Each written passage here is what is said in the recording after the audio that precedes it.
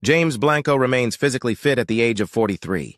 Sinisigurado niya na i-maintain ang pangangatawan sa pamamagitan ng pag-eehersisyo at pagbisita sa skin clinic. May 2 binata na si James na nakakasama pa niya sa pag-gym. Patuloy sa pagiging character actor si James sa mga serye at pelikula. May aabangang kapuso teleserye kung saan siya ay isa sa cast.